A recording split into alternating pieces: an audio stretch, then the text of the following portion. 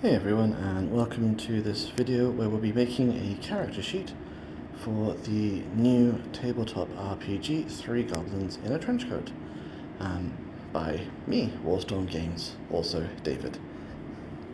So today I'm just going to run through the basics for making a new character.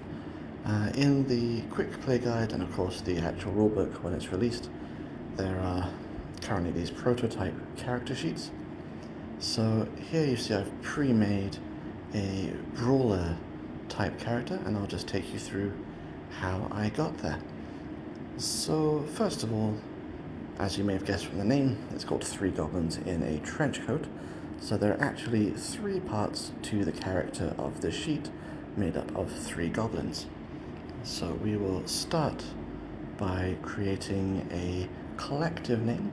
So this is how your character introduces themselves to the rest of the world when they're trying to kind of bluff their way through not being three goblins in a trenchcoat. And then we have the three parts, which is the head, who we've named Blorg in this part. Our chest is Burb, and of course our legs are Tony, as you do. Then for each of these guys, they have their own individual stat block. Over on the left, we've got the 5 core stats. Then over on the left, we've got the 5 kind of subcategories of ability stats. Because we've chosen a brawler, we have 1 in movement, power, wits, and cunning, but 0 in mystic, and each of the goblins starts with 5 hit points. You can find all of that information over on the brawler page, which you can see in the middle there.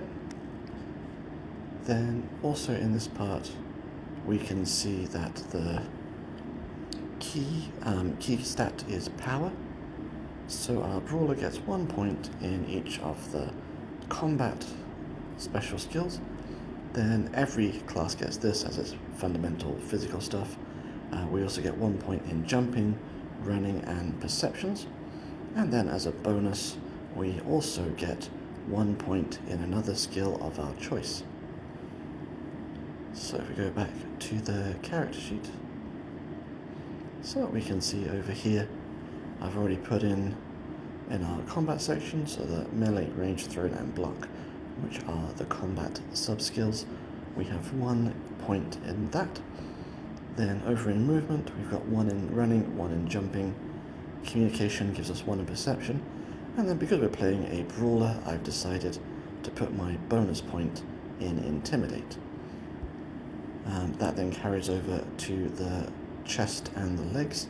So when we're starting out for the sort of level 1 effectively, every one of the goblins has the same starting stats.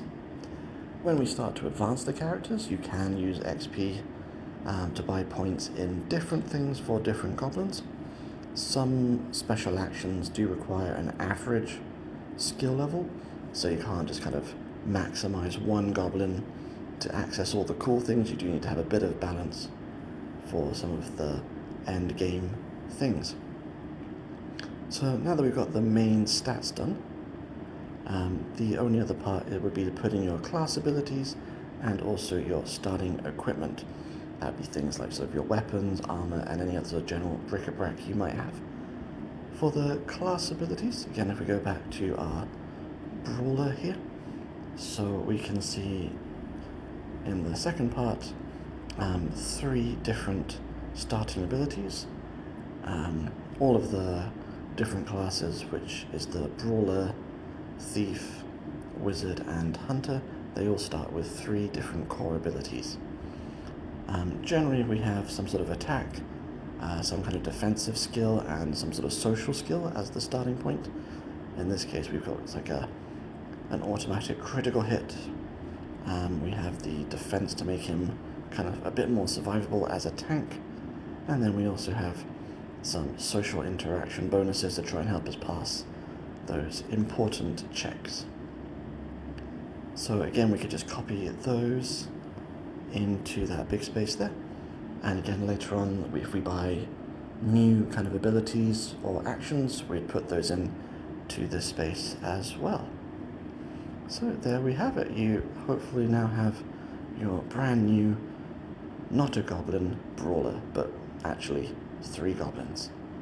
Thanks for watching, and as always, if you have any questions or just want to talk about the game, then do feel free to drop me a message. Thank you very much.